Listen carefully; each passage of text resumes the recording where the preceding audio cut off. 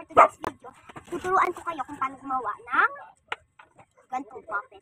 So first, dapat nakaganto na siya. May butas dyan kasi ginunting ko siya. And gumawa kayo ng tree na circle at saka ears. Ilagay nyo siya guys sa folder, yung ears, lagay nyo sa, kuha kayo ng bond paper and i-shape nyo yung ears, ilalagay nyo sa folder, ididikit nyo doon, at ikukulayan nyo yung black, at saka gugupitin. For the hands, gagamitin ko to, okay, magaling siya. So there, i-glue na natin siya. So, i-glue ko muna ang ears. Tignan ko lang kung paano ko i-glue.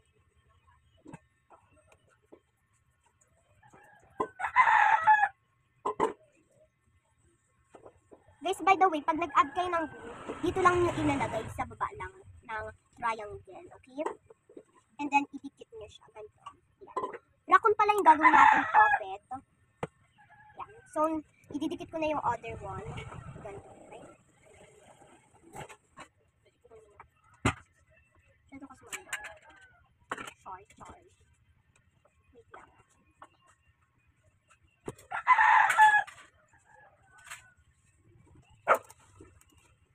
Like this, guys. So, patuyuin nyo muna yan. So, next is kuha kayo ng circle. Kuha pala kayo.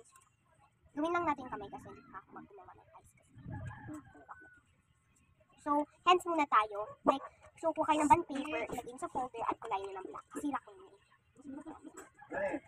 So, ito-turn natin sa back yung puppet natin.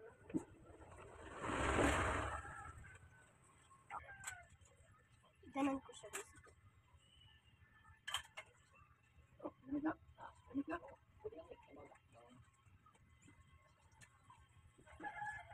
Kung gaano kadami yung ulo.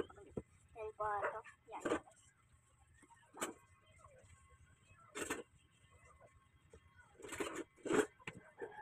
Kalat na lang siya guys by hands.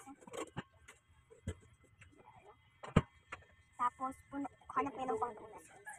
Kasi, medyo makalat yung pagpagawa kasi. No. Oh! Kalimutan ko guys.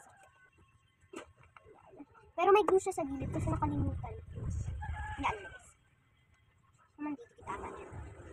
So, patuyuin nyo muna yung hand na ipinikit nyo kasi pwede siyang matanggal. Bakit?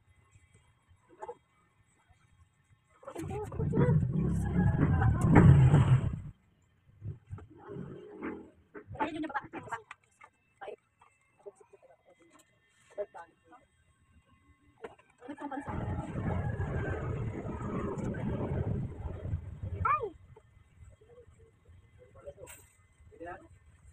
Patuyuin lang natin siya guys.